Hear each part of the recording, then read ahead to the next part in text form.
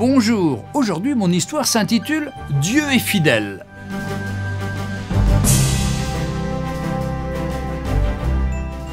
Le professeur John Ariston est un cancérologue de renommée internationale.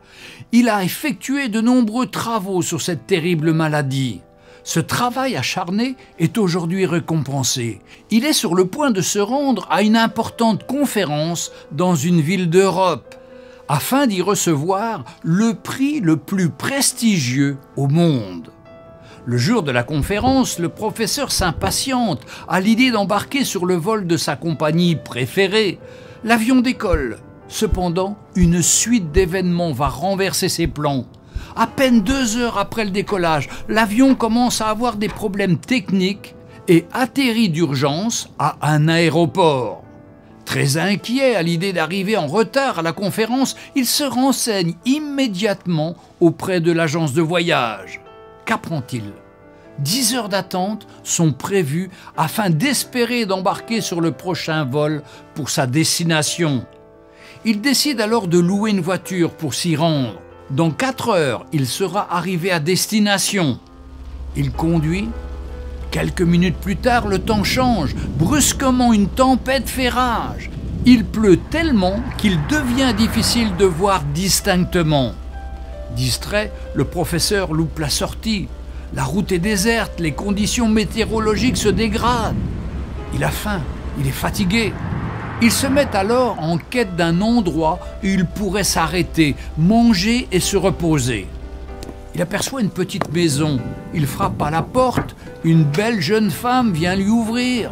Dès lors, il lui explique sa situation et lui demande s'il pourrait utiliser son téléphone. Cette dernière n'a pas de téléphone. Elle lui propose d'entrer et d'attendre que la météo s'améliore avant de reprendre la route. À bout de fatigue, l'homme accepte immédiatement. La jeune femme lui offre à boire et à manger et lui propose de se joindre à elle pour prier. Il refuse poliment et lui dit qu'il croit au dur labeur, mais pas aux prières. Tout en dégustant son thé, le docteur observe la jeune femme. Assise à côté d'un berceau, celle-ci prie avec ferveur. L'homme est intrigué, il s'approche et l'interroge. À qui appartient ce bébé? Que peut-elle demander à Dieu? Dieu daigne-t-il l'aider? La jeune femme lui explique alors qu'il s'agit de son fils et qu'il a le cancer. Dans son entourage, nombreux sont ceux qui lui ont suggéré de consulter un certain docteur Ariston. Malheureusement, les honoraires de ce spécialiste sont très élevés. Elle n'a pas les moyens de le payer. Elle termine son explication en ajoutant que Dieu n'a pas encore répondu à ses prières.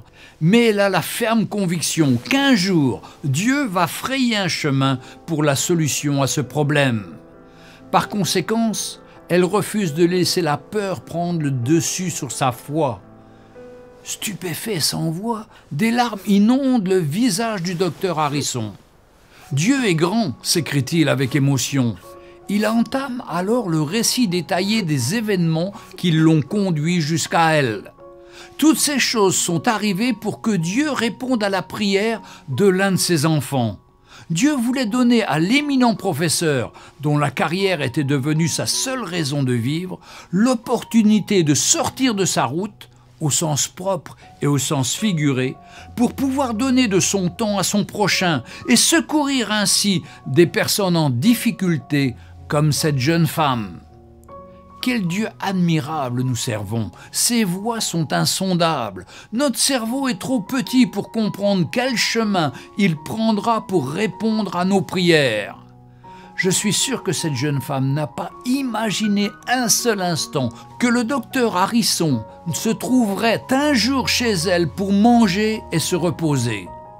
Cette histoire me rappelle beaucoup celle d'Élie et de la veuve dans la Bible. Dieu ne répond peut-être pas à nos prières selon nos voies, mais il a ses voies à lui, et il répond.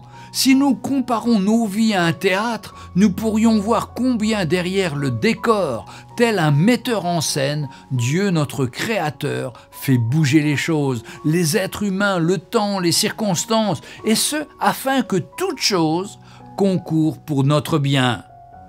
Je veux conclure en rappelant quelle a été l'attitude de la jeune femme dans sa situation.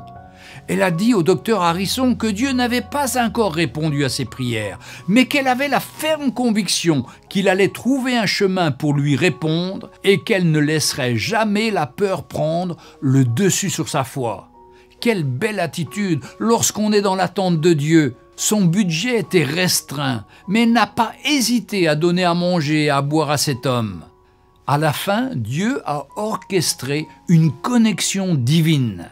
Il a été fait à cette femme selon sa foi. Puisse Dieu nous aide à développer une telle attitude en toutes circonstances. Ne nous arrêtons jamais de faire confiance à Dieu. Ne nous arrêtons jamais de croire au-delà de toute espérance, même quand tout autour de nous nous pousse à abandonner. Gardons la foi. Tout est une question de foi dans le Seigneur Jésus. Lui, il nous entend et il répond à notre prière. Que le Seigneur vous bénisse. Retrouvez Un jour une histoire sur www.365histoire.com.